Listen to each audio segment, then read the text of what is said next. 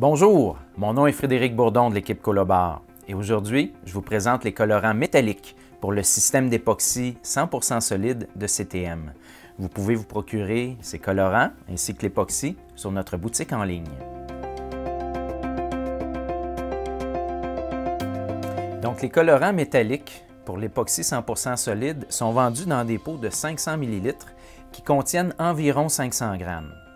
Le choix de couleurs est assez impressionnant. On a 14 teintes disponibles. Bon, évidemment, nos deux plus grands vendeurs, c'est la teinte argentée, argent, silver, et charcoal ou anthracite.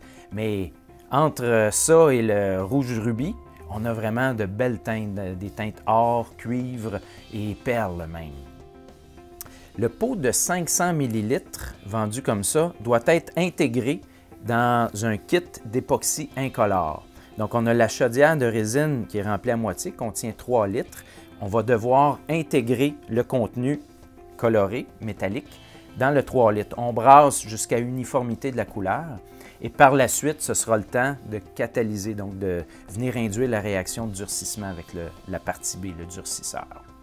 Je vais vous expliquer brièvement comment procéder à la pose ou l'application d'un système d'époxy métallique.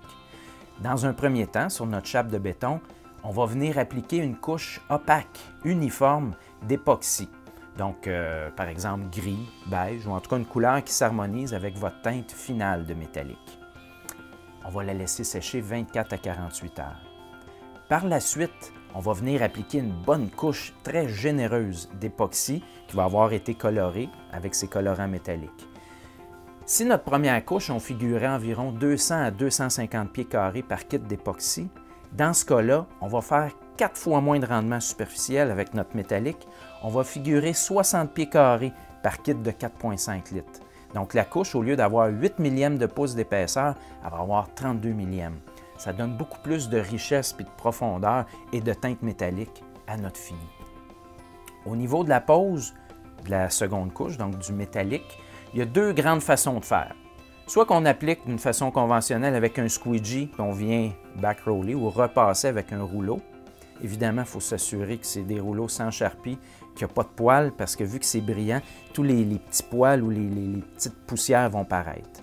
Cependant, les poseurs professionnels, eux, ce qu'ils vont utiliser, c'est une truelle de cimentier d'environ 16 pouces de large comme ça. Oui, à 4 pattes ou avec notre fameux chariot ergonomique. Donc, ils vont venir étendre l'époxy qu'ils vont avoir répandu sur le sol. On peut faire des mouvements de vagues avec notre truelle. L'époxy est très auto-nivelant, donc ça va faire un fini qui est lisse, mais on va percevoir au final des accumulations de couleurs à certains endroits. C'est vraiment très décoratif.